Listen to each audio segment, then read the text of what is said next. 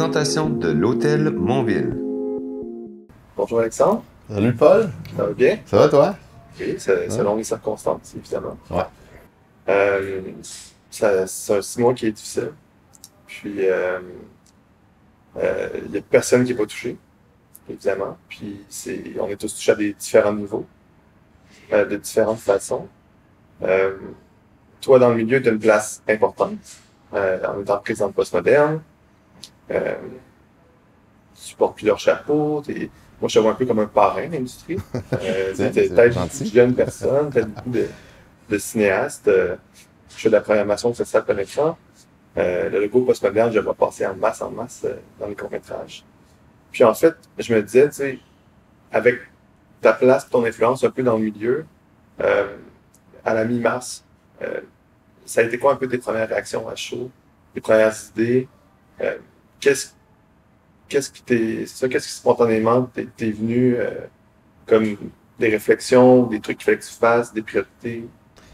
Écoute, mi-mars, quand tout ça a été déclenché, j'étais en route vers Regard, comme pas beaucoup d'entre nous. Puis là, à mi-chemin, un appel, finalement, c'est annulé.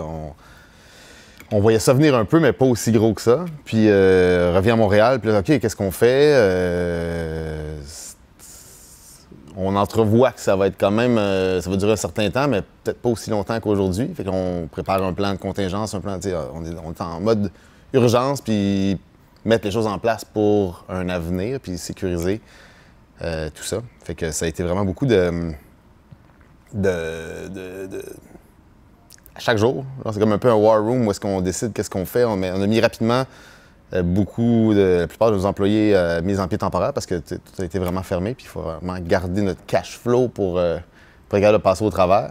Puis là, graduellement, OK, qu'est-ce qui se passe? Le cinéma moderne, ensuite, on a eu l'ordre de fermer. Non, oui, non, oui, non. Finalement, non, on est fermé. Fait que tout ça, ça a été beaucoup de questionnement, puis de prendre des décisions rapidement sans regarder en arrière, puis vraiment agir. Fait que ça a été...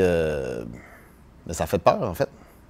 Savoir quand est-ce que tout ça va terminer, est-ce que ça revient, est-ce que ça revient pas. Les tournages, il y a beaucoup de... garder le pouls avec les réalisateurs, les réalisatrices, les producteurs, savoir qu'est-ce qui se passe. Nous, le gros de l'année, on fait beaucoup de films québécois. Puis la plupart des tournages se déroulent genre entre, mettons, mai et octobre. T'sais. Fait que là, qu'est-ce qui se passe? Il y a beaucoup de producteurs qui nous disent nous, on remet à l'année prochaine, on remet à l'année prochaine, on remet à l'année prochaine. Donc, OK, qu'est-ce qui se dessine pour Parce que vous, souvent, vous traitez les films qui seront à l'affiche un an plus tard. Oui. Ça nous prend à peu près un an et quelques là, de notre implication dans un film, du début du tournage ou de la pré-production, tournage, puis après ça, la post-prod, c'est quand même long. Parce qu'il y a des films qui allaient prendre l'affiche dans les mois de mars, avril, etc., qui étaient déjà finis. Donc, eux, dans le fond, vous avez déjà travaillé dessus. Mais là, ils sont soit repoussés à cet automne ou en 2021. Peut-être que même certains ne prendront pas l'affiche et iront directement sur des services de VOD ou quelque chose comme ça. Mais en fait, il y a du bien et du mal dans tout ça. Là. Le panorama, mettons, de l'offre de films au niveau distributeur pour la salle a quand même changé. Là. Les Américains retenant beaucoup de leurs films, mais il y a beaucoup ça laisse de la place, en tout cas, surtout cet automne, je pense, aux films québécois, d'avoir une sortie avec un peu plus de présence puis de couverture médiatique. Donc ça, c'est quand même un avantage. On a continué de travailler pendant le début de la crise comme on a pu, travailler à distance. C'est difficile de déménager une salle, un projecteur puis une salle de cinéma chez les coloristes à la maison. On a travaillé comme on pouvait à distance. Quand on a fini les films sur lesquels on avait commencé à travailler puis qu'on devait livrer. Puis là, il y a quand même un trou parce qu'il y a quand même eu un 6 mois où il n'y a pas eu de tournage vraiment. Mais c'est ça, le panorama quand même. Les films, on les termine. Il y en a qui vont être projetés cet automne, d'autres cet hiver. D'autres à une date dont on ignore la sortie. Ouais. Et tu dis, ça laisse la place aussi aux films québécois, mais donc, littéralement, il y a moins de sorties américaines dans les salles qui sont ouvertes depuis. Mais je trouve que psychologiquement aussi, on dirait qu'on est d'autant plus sensible à la réalité des artistes ici, puis en tant que spectateur, en tant que cinéphile, on a l'impression que c'est temps ou jamais d'encourager l'industrie, d'encourager les artistes ici. Je sais pas pour toi, mais j'ai l'impression que comme On le sent. Ben, c'est pas juste dans la sphère du cinéma ou des arts. Là, je veux dire, oui, comme un cri du cœur, puis une alarme qui a été sonnée, puis de consommer local, puis je veux dire, ça va jusque dans le cinéma, c'est clair, mais ça va aussi dans tous les petits choix qu'on fait de comment on commande des choses, de qui on achète, quel producteur on achète, puis comment on dépense aussi. Même les restaurateurs aujourd'hui, où est-ce que c'est quand même pas facile pour eux autres, mais la façon de voyager, la façon de consommer des gens, elle a changé. Les gens vont au restaurant puis ils dépensent. Ils vont moins souvent. Ouais. Puis c'est un événement, donc ils dépensent plus. Donc, tu sais, le nombre de clients, il y en a moins, mais les revenus sont un peu plus élevés. Même chose pour les îles de la Madeleine cet été, le traversée a été limité, avec les gens voyageaient en avion. Donc, c'est pas la même clientèle avec le même budget. Donc, tout ça, ça a vraiment. L'écosystème est vraiment débalancé. Hein. Et donc, est-ce que tu penses que la salle devient un luxe ou devient un truc qu'on réserve seulement à certains films, ça devient vraiment comme un événement? Bien, tu sais, on est au début septembre, puis je veux dire, je sais pas quand est-ce qu'on va être, on se dit aujourd'hui va être écouté, puis ça va sûrement changer d'ici là, tu sais, puis déjà, ben oui, c'est un luxe, je pense. En fait, moi, même si le cinéma moderne, tu sais, dans notre bâtisse, j'ai pas envie d'aller dans une foule en ce moment. Il y a des gens qui ont pas peur, des gens qui ont peur, des gens qui se posent des questions. Fait que c'est quand même un autre défi. T'sais. Quand on a passé un sondage au cinéma moderne à savoir si, pour plusieurs mesures de sécurité à cause de cette pandémie, est-ce qu'on devrait garder le masque ou non dans la salle. Puis au cinéma moderne, en ce moment, le masque est requis même durant la projection. T'sais. Fait que ça, c'est quand même beaucoup. Mais ça, le sondage était fait, mettons, au mois de mai ou juin. Mais là, aujourd'hui, est-ce que c'est encore la même réalité? T'sais? Est-ce que les gens... Tout ça c'est une remise en question à chaque fois. Puis moi, je me demande... Je suis pas sûr que je suis prêt à aller dans des événements publics. T'sais. Puis ça me manque. Là. Ma vie est gérée par des festivals. Puis ma vie, c'est du social. Ma job, c'est comme de te croiser dans des festivals puis qu'on se parle. T'sais. Puis là, il y en a pas. On le fait aujourd'hui, mais je suis bien heureux, mais c'est pas... On le fait de manière virtuelle, parce que là, c'est une entrevue qui sera sur le site web, je sais pas trop exactement comment, mais c'est vrai que je vais peut-être pas passer tous les jours au Festival Nouveau Cinéma, comme j'ai pas passé tous mes jours à Fantasia cet été, parce que c'est une formule en ligne.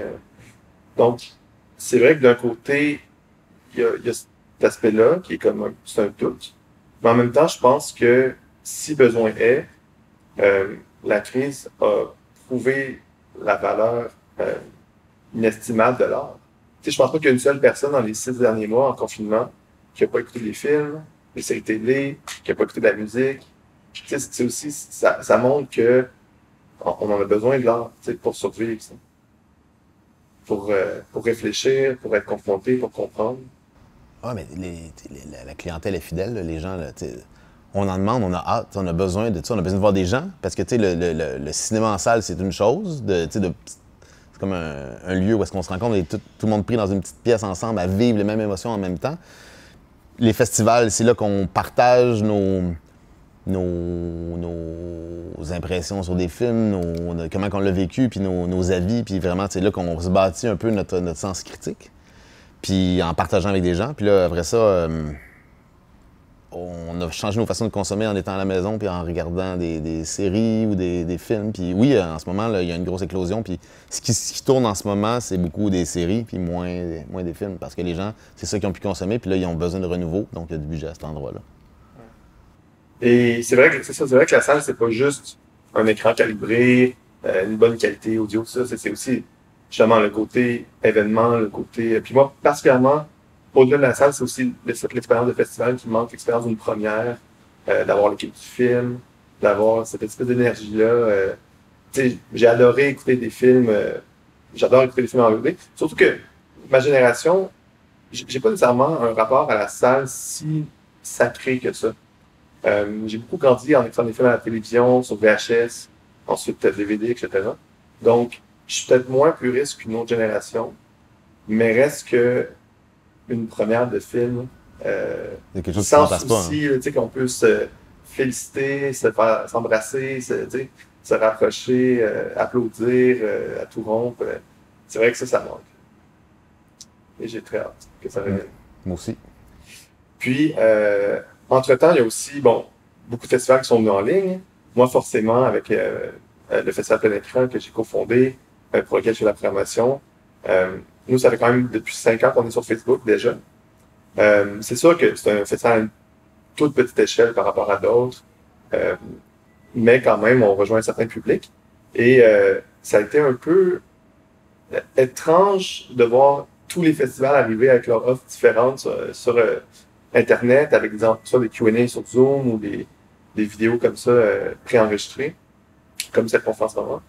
Et c'est vrai que là, j'ai un peu peur pour notre prochaine édition que les gens soient juste saturés de voir des trucs sur Internet. Ouais. Donc ça, c'est une crainte. Préparez-vous quelque chose, vous cassez un peu les ménages en ce moment? Ou ouais, on prévoit plusieurs scénarios, puis on essaie justement de... Là, entre-temps, on a quand même pu collaborer aussi avec d'autres événements qui ont été annulés ou reportés, ou des trucs comme ça. Donc ça, c'est super, justement, le côté entraide, pouvoir passer quelques cours de regard, quelques cours du carrousel de Rimouski, des trucs comme ça. Nous, on est super contents, ça donne un coup de main. Mais c'est vrai que moi, ce que je me questionne le plus, c'est l'intérêt du public envers les trucs en ligne. Nous, on est en janvier 2021. Ça veut dire faire presque 1 an que... On verra, peut-être que ça sera... peut-être qu'il n'y aura plus rien, puis ça sera correct. Mais évidemment, c'est ça mon souhait numéro 1. Mais si on est encore en période de confinement ou semi-confinement, j'avoue que c'est un peu ma crainte, là, que les gens... parce qu'on avait un peu ce côté-là, tu sais, c'est le festival un peu sur Facebook, sur Internet, tu sais, jeune. Il y a un peu une gimmick là-dessus sur laquelle on jouait. Et là, on a comme plus. Donc, on espère quand même que le public soit fidèle et qu'il apprécie aussi juste la qualité du film. Ça. Mais la couverture médiatique est là. Je veux dire, il y avait quand même des événements aussi là, de remise de prix, des soirées, puis des lives, puis des... Non, c'est sûr. Mais bon, c'est une année où je pense qu'on est tous un peu en train de douter, puis de faire des paris, puis d'espérer que le public suive. Mais je pense aussi que les gens sont au rendez-vous, puis on va jamais cette année de se raconter des histoires, puis de lire des livres ou d'écouter des films, parce que c'est indispensable, finalement. Ouais. Et nous, on a recommencé à faire les jumelages en salle aussi, donc on jumelle un court avant un long. Puis ça, c'est vraiment un bonheur. Je sais pas comment exprimer ça vraiment en mots, mais c'est un peu comme, tu sais, toi, tu participes à la création des films, puis à la post-production et tout ça, puis vraiment, tu t'accompagnes les films pour qu'ils soient de la meilleure qualité possible et tout. Tu dois avoir un petit côté paternaliste que tu considères peut-être un peu les cinéastes un peu comme tes enfants ou des amis, ou tu es comme tellement fier pour eux, même si ton rapport est peut-être indirect. Ben, c'est un peu comme les distributeurs aussi, mais on aime ça accompagner des gens dans leur cheminement de carrière. Puis souvent, dans la lecture du scénario jusqu'à... Souvent, on est impliqué tôt dans le processus, puis c'est vraiment le fun. Mais c'est de grandir avec ces personnes-là, puis en fait, encore une fois, là, dans les festivals, quand tu voyages, puis t'es comme avec des réalisateurs, des réalisatrices qui gagnent des prix, puis tu passes ce moment-là avec, ça crée des liens que tu peux plus enlever après. Fait que ce côté-là, de se voir, puis de comme célébrer, puis moi, ce qui me manque, c'est vraiment ce côté-là humain, puis de découverte, puis d'apprendre à connaître des gens. Puis tu sais, que ce soit au Québec ou à l'étranger, souvent on est plus ouvert. Quand dans un festival, on est plus dans un mode de découverte, puis on est prêt à échanger différemment, surtout à l'étranger, que, mettons, comparativement à Montréal. Mais même là, à Montréal, il y a des soirées, je veux dire, qui s'éternisent, qui finissent pas de finir. C'est là que c'est le fun de vraiment avoir des discussions, puis d'aller à une autre étape plus loin dans l'apprentissage de l'autre. Ça, c'est vraiment le fun. Puis, même chose avec la distribution. Pour vous, mettons, le jumelage de courts-métrages avec des longs-métrages en salle, ça doit être quand même un défi puis un plaisir de vraiment de trouver l'arrimage ou... moi, je trouve que c'est juste un pur plaisir, dans le sens que à chaque fois que j'ai un court-métrage que j'aime bien, que je suis capable de jumeler un long, soit thématiquement, soit parce que je pense que les échos ou que ça fait du sens, c'est tellement agréable. Tu sais, de contacter un cinéaste et de dire « Hey, ça te tente-tu d'embarquer? On mettrait ton court-métrage en salle. » Ça arrive jamais qu'on se dise non. Des fois, c'est arrivé que pour X raisons... de timing, de festival... des trucs comme ça n'a pas marché. Mais c'est toujours positif. Fait c'est sûr que ça vient un peu bouncer, puis je peux un peu m'approprier une partie de cette joie-là, de cette fierté. Un peu comme aux Olympiques, s'il y a un Canadien qui rapporte une médaille d'or, je vais l'approprie un peu. Je suis comme, c'est notre athlète, c'est notre... La même chose, c'est comme, c'est notre film, notre court-métrage qui est en salle, alors que j'ai juste vu chez nous à un moment donné, puis j'ai repensé en voyant l'horaire des films à l'affiche, je me suis dit, ça serait peut-être bon ça. Donc, non, c'est ça, c'est une grande fierté, puis j'avoue que c'est un des éléments positifs qui m'est extrêmement précieux en ce moment, en cette année difficile. Et, mais toi aussi, là, il y a eu un article avec une super photo shoot très épique. Mais t'es parti de la ferme, donc moderne. Ouais, ben écoute, c'est un des heureux côtés de cette, si on peut dire, de ce qui se passe pour nous cette année. Là. Et moi, j'avais un projet d'ouvrir une ferme sur la terre familiale. Je voulais faire ça l'année prochaine. Puis là, cette année, j'en ai parlé avec plein de monde autour de moi. Puis là, la crise arrive. J'ai un de mes amis qui est chef professeur qui me dit « Hey, ton projet de ferme, on peut-tu faire ça cette année? Parce que moi, je n'enseigne pas avant septembre. Ouais. » OK. Ben, j'avais pas prévu, mais on part genre sur les chapeaux de roue, on part les semis avec les employés de Postmoderne dans les bureaux, nos bureaux sur Mont-Royal. On a parti les semis, on s'est occupé de ça pas mal. Ça demande quand même beaucoup d'attention, arroser matin, soir, choisir les graines, partir les semences.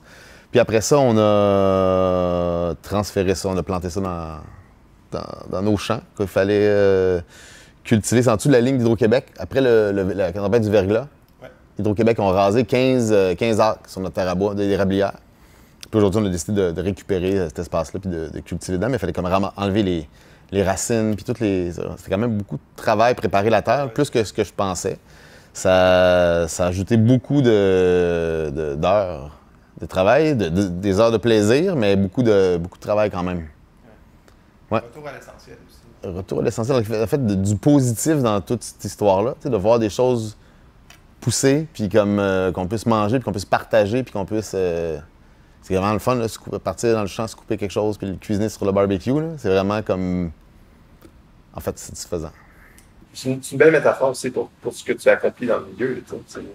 Tu fais pousser des graines un peu partout, tu les arroses, tu t'assures qu'ils sont à maturité, tu les partages avec le public. Oui, c'est bonne. Mais le but, c'est de partager ça avec les clients et les employés, de leur offrir des légumes qu'on cultive de nos mains. J'aime ça redonner, j'aime ça qu'on puisse... C'est comme une façon de partager ensemble. Tout le monde a besoin de manger, tout le monde... En fait, pas mal tout le monde aime les légumes. Donc, Ça fait penser je sais pas si tu as vu le documentaire Le sel de la terre. Non, j'ai pas vu. Sur le photographe Sagaldo, qui est photographe très connu, tout ça. Et un jour, il a décidé de retourner à sa terre qui était rendue désertique. Et il s'est dit, bon, il y avait des moyens aussi, mais surtout un projet de replanter et de reboiser cette terre-là. Donc, c'est entouré de spécialistes et tout. Puis, à force de planter, puis d'arroser, puis de mettre des trucs, il y a eu comme une forêt qui a été construite. Et même plus qu'une forêt, c'est un écosystème parce qu'il y a des animaux qui sont revenus sans que ça soit prévu et tout. Et puis, justement, je trouve que ce projet-là, il y a comme à peu près rien de plus noble, là, comme de juste vouloir redonner à la terre, puis ou de faire pousser des légumes, des trucs comme ça, quitte à rien faire, quitte à avoir les bras croisés, puis se dire on attend que les tournages reprennent, aussi bien agir. C'est une forme de thérapie en même temps, ouais. Pour guérir ça. Et puis, les films que tu écoutes en ce moment, parce que on parlait tantôt, je pense que c'est bizarre quand quelqu'un se donne la main ou quand on écoute un vieux film. En fait, n'importe quel film qui a été tourné avant cette année. Donc, la plupart. Ouais, c'est la plupart des films qu'on écoute ou des séries télé, on a tout le temps un peu un recul où on fait le saut. On est plus habitué de voir ça. Des grandes foules proches ou des trucs comme ça. Y a-tu d'autres aspects aussi que tu t'es rendu compte que ton regard a changé par rapport au film? Ou... Ben, je sais pas à quel point j'écoute. En fait, je dois avouer que je n'écoute pas beaucoup de films en ce moment parce que les heures de travail sont quand même assez. J'écoute plus des tutoriaux comment régler des problèmes d'altisme dans une rangée de bêta-cards. Mais je sais pas. Est-ce que tu as peut-être même moins le goût d'écouter des films, Sam? Il y a peut-être ça un peu aussi. Ben c'est sûr que, mais, je veux dire, du fait que mon occupation de mes journées a changé. Donc oui, j'écoute moins de films, j'ai moins le goût d'aller en salle, d'être dans une foule, mais en même temps, c'est un bout qui me manque de me divertir, puis d'écouter, puis de découvrir. En fait, la saison, là, je viens d'avoir plein d'invitations pour des premières de films. Là, puis là, genre, c'est le bout qui m'excite, genre de les redécouvrir des films que qui sont passés au travers des bureaux de postmoderne, puis que j'ai entendu parler, j'ai vu 2-3 images, parfois j'ai lu le scénario, mais de les découvrir sur grand écran, j'ai vraiment hâte. J'espère que le public va être au rendez-vous aussi, parce que, en fait, il y a peut-être une espèce de fenêtre vraiment exceptionnelle en ce moment, où on pourrait justement donner le goût au public québécois de découvrir ses propres films, plus que jamais, vu qu'il n'y a à peu près pas de sortie américaine. Majeur, du moins, il y a eu Tenet, là, mais là, je pense que c'est à peu près le seul film qu'il y a eu depuis quelques mois de majeur. Parce qu'il y a 2 gros films québécois de l'automne, Nadia Butterfly et La Vieille Vénus Chafeux. Ça serait le fun que le public s'approprie son cinéma aussi. Parce que, un peu comme en Corée du Sud, pendant longtemps, il y a eu des quotas du gouvernement pour dire qu'il faut que tant de jours par année, il y ait des films coréens locaux qui jouent. Et à force de faire ça, éventuellement, il y a vraiment un star system qui s'est développé comme, naturellement. Puis maintenant, là-bas, c'est ça, les seuls marchés au monde où le cinéma local et le cinéma américain font à peu près part égale, année après année. Donc, c'est un film comme Parasite, par exemple, que nous, on a découvert ça dans les festivals et tout. Là-bas, c'est comme un gros blockbuster, c'est comme juste normal d'y aller. Donc, oui, ici, il y a des gros succès à chaque année. Il y a eu Le Menteur l'an dernier, il y a des films comme ça, mais c'est le fun que peut-être que le public découvre encore plus son cinéma, puis on profite un peu de cette fenêtre-là où il n'y a pas beaucoup de sorties américaines. Mais je pense que il y a un mouvement qui a été amorcé de consommer local, comme on en parlait, mais aussi je pense que les gens vont se réveiller parce que l'offre est différente, mais le gouvernement aussi, je pense qu'il y a des initiatives pour mettre de l'avant le cinéma puis inciter les gens à venir voir les films qui sont produits puis réalisés ici en salle. Et je pense que j'ose espérer que en fait, le modèle est en train de changer aussi dans tout ce qui est les petites salles, les grandes salles, les films américains, le rôle, les enjeux, puis la façon dont le marché et la distribution fonctionnent. Il y a une petite disruption en ce moment, c'est en train de changer, on n'est pas encore là. Les plateformes ont fait bouger des choses, mais c'est pas encore brisé, mais j'ai espoir qu'on casse ça, puis qu'on renverse la vapeur, puis que ça donne la place aux films qui méritent d'être vus, plutôt que genre des personnes qui décident c'est quoi les films qui devraient être vus. Et est-ce que tu aurais comme un conseil ou une idée ou quelque chose comme ça pour peut-être justement aider les choses, encourager les gens? Encourager les gens. Ouvrir des nouvelles salles de cinéma ou encourager les salles, les supporter, surtout pendant la crise en ce moment. Là, les salles ont besoin d'aide parce que un cinéma moderne qui a maximum 16 places en ce moment, c'est quand même difficile à trouver sa rentabilité et sa viabilité. Là, mais de supporter les salles, puis de supporter les distributeurs, puis la façon dont les films sont véhiculés dans nos différents médias. OK. Puis moi, je dirais, qu'est-ce qu'on pourrait encourager? On pourrait donner plus d'argent au festival plein écran. Oui. Mais non, je sais pas. Je pense que, tu sais, il y a eu quand même un mouvement depuis quelques années, beaucoup avec les cinémas à l'extérieur durant l'été, tout ça, cinéma sur les étoiles, les cinéparks aussi qui sont comme forcément qui sont de retour en plus cet été. Je pense que ça aussi, c'est une façon peut-être de multiplier les façons de voir du cinéma, d'amener le cinéma là où les gens sont. Donc, pourquoi pas, des séances externes, des écrans gonflables, des cinéparks. Je pense que c'est le genre de truc qui peut être super cool. Et même au-delà une fois que la crise sera passée, tu sais. Je me rappelle quand j'étais jeune d'aller dans des cinéparks, puis c'est quand même des beaux moments de cinéphiles, ou des projections dans le parc. Donc, des trucs comme ça, je pense que faut multiplier des initiatives comme ça pour pouvoir créer des événements.